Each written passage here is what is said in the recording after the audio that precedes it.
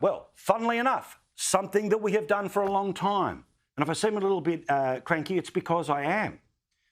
Because, again, while I completely understand, completely accept people who want to scream at me because I didn't support the marches, this is the stuff that I've been doing on the telly for how long now? I'll continue to do it regardless of whether you liked or didn't like what I had to say when it came to the rally. I don't say that out of arrogance. I don't say that to have the last word. I just say it to those that are interested in the conversation. Hopefully the goodwill has been built up over many years, so let's continue having it now. Now, with those huge numbers that are coming into the country, there is not the infrastructure to match. That has always been my issue. It continues to be my issue. Supposedly, this was an issue that was being fixed by this government in their first year, in their second year, in their third year. In the beginning of the early weeks and months of their second term, they were sitting around a table. Oh, they're working all of this out. We're going to get more houses, 1.2 million. How many of those will be social housing for the, 100,000 people that are already waiting for public housing? Oh, whatever. Look over here, free Medicare for everyone. Well, what about this? After the election, surprise, surprise, the reality of the numbers are exactly what we said they were in the lead up to the election. That the government was yibby-yabbing, but there was not an actual increase in the number of homes being approved. These are both private and publicly funded. These are both units and houses.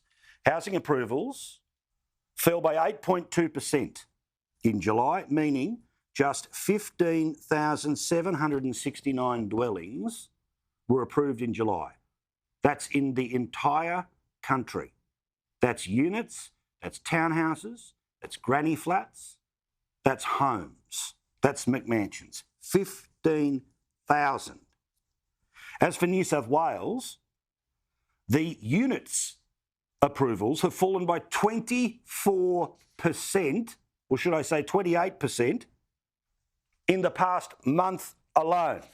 Again, they talk the talk, they don't walk the walk, we keep the receipts.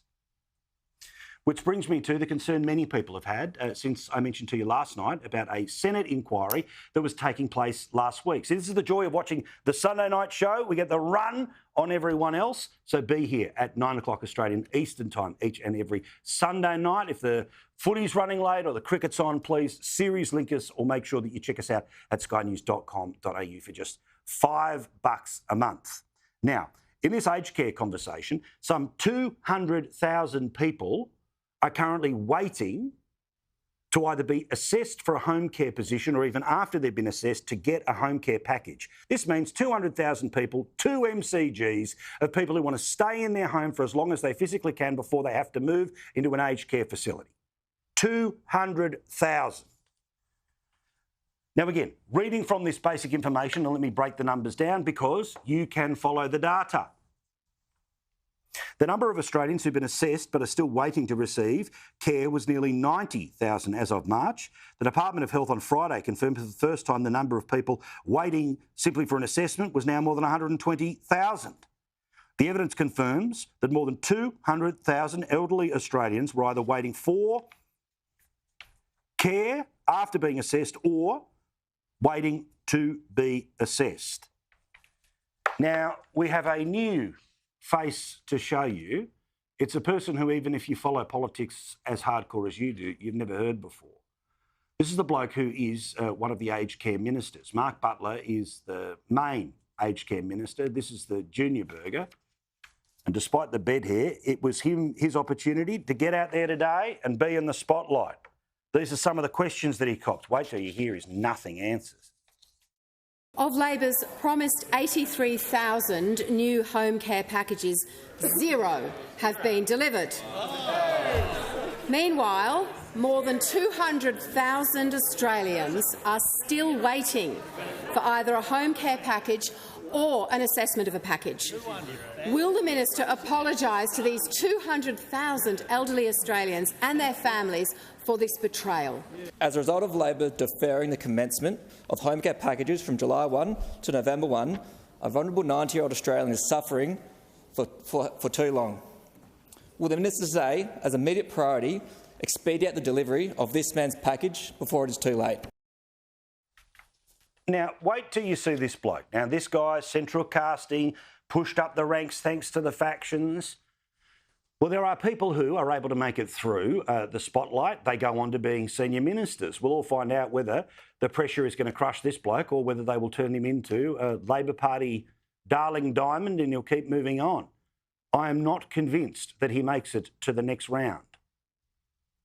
Firstly, the Support at Home program, to which the opposition have been supportive in moving the initial legislation, provides the legislative framework for support at home.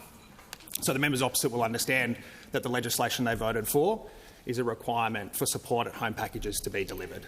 So those 83,000 can begin to be delivered from the time that the legislation comes into effect. In the meantime, we continue to deliver packages each and every single week, the average being above 2,000 packages per week, to ensure that, in the meantime, Australians continue to receive the care that they need.